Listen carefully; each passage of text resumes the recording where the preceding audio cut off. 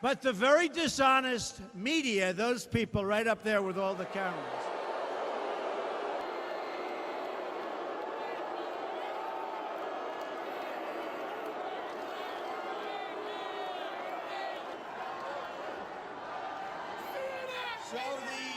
Donald Trump railed against the fake news media in Phoenix on Tuesday, but he didn't mention how the New Yorker prompted mega billionaire investor Carl Icahn to quit his advisory role in the Trump administration last week.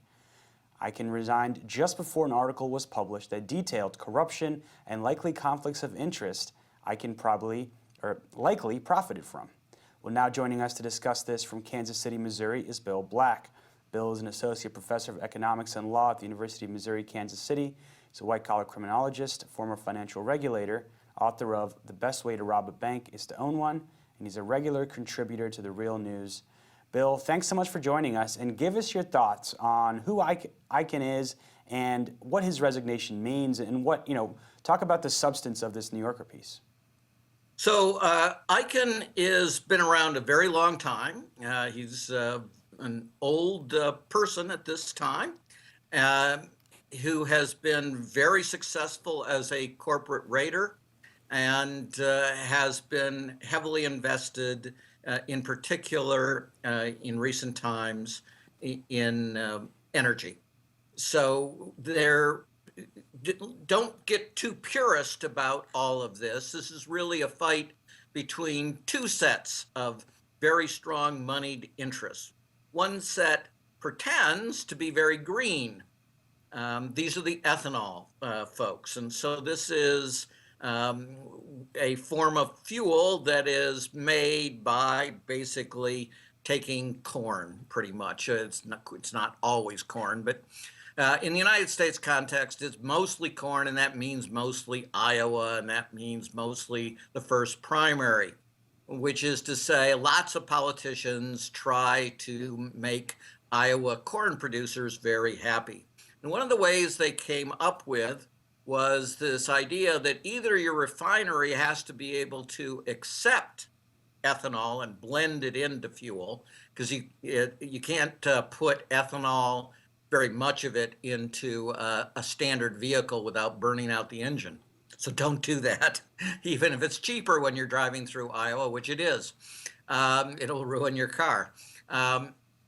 But blended, of course, it can work even without specialized vehicles. So as an incentive system, they said if your refinery can't take ethanol and blend it in, you have to purchase these credits. And there was a cost to doing that. Now, Icahn has refineries, and his refineries don't blend ethanol. So he has to buy these special credit things. And of course, if he could change the rule so that he no longer had to do that, well, then his refineries would be worth a whole lot more. And Icahn, who was already a billionaire, would be worth, at least tens of millions of dollars more.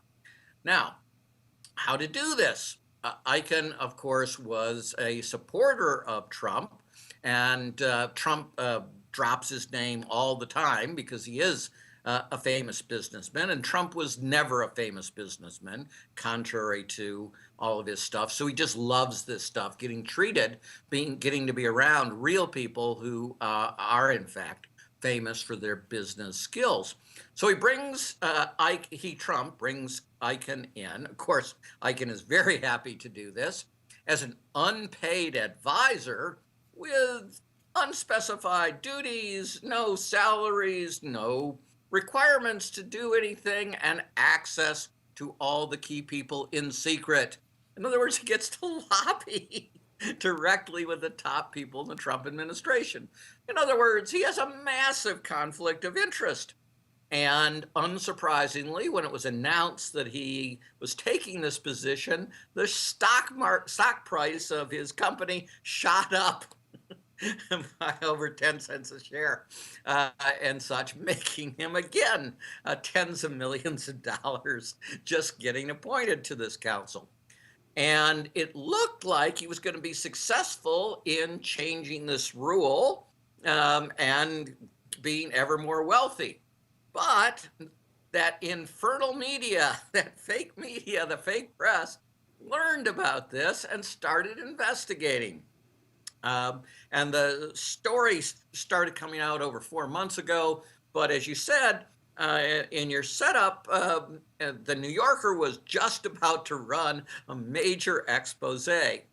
But Icahn is smart, and he was lucky as well as smart. This happens, of course, in the context of the fallout of Trump's disaster. The many sides, and then the beautiful monuments, and the good Nazis, and all that stuff that led all these business leaders to rush away from these business councils that Trump had set up.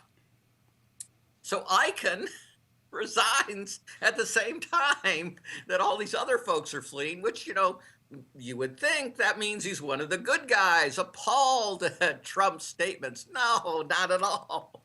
It was just a way to get out and try to reduce the stench of the disclosures coming on his massive conflict of interest. So again, very bright, very lucky, very sleazy. Now, if he was an official member of the Trump administration, what he had done, what he was doing would be illegal. But if he was an unofficial member, as the Trump administration now claims and as he claims, then then the same rules would not apply to him. Is that correct? And can you explain what needs to happen now for him to be held accountable, or do billionaires like Carl Icahn never get held accountable for these crimes? Oh, he's probably not going to be held accountable is the answer. And you're right. Employees, when I was a federal employee, starting as a GS-11, I was subject to these conflict of interest rules, and I didn't have much of any wealth to be a conflict, of course. But Carl had massive conflicts, and he was set up to advise on getting rid of regulations at an area as to which he has enormous conflicts. And the very first thing he emphasized was the one getting rid of the rule that would make him even wealthier.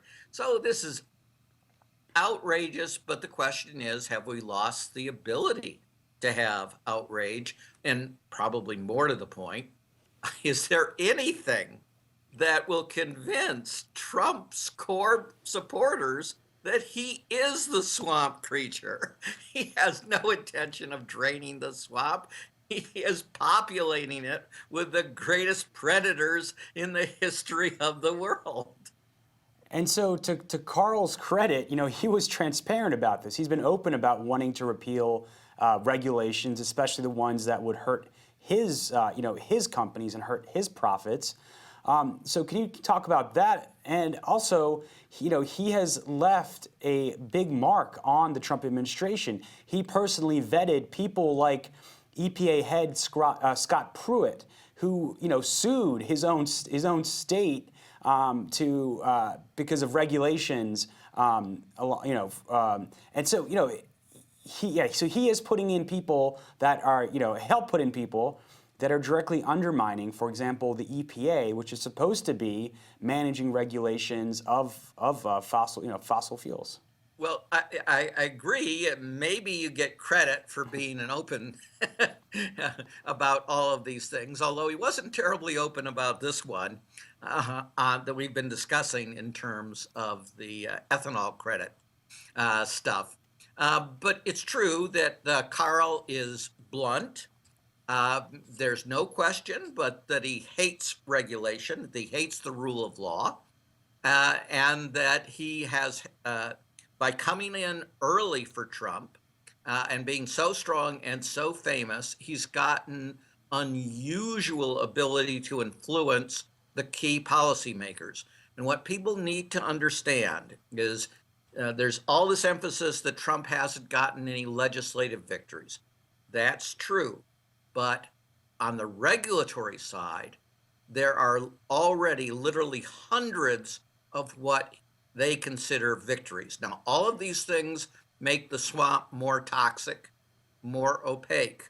All of these things are done to make wealthy people far wealthier in ways many times that will endanger lives and the environment. This one, not necessarily so much, this one being ethanol. Ethanol is actually a terrible thing, heavily subsidized, leads to massive monoculture development, particularly outside the United States, does tremendous harm to the environment. So this particular thing that the New Yorker is exposing is not a question of a good rule versus a bad rule. Both rules were designed to make wealthy people wealthier and had nothing much really to do with the environment. In the Godfather terms, tell Michael it wasn't personal, it was just money. All right, Bill Black, thank you so much for joining us. Thank you. Thank you for joining us at the Real News Network.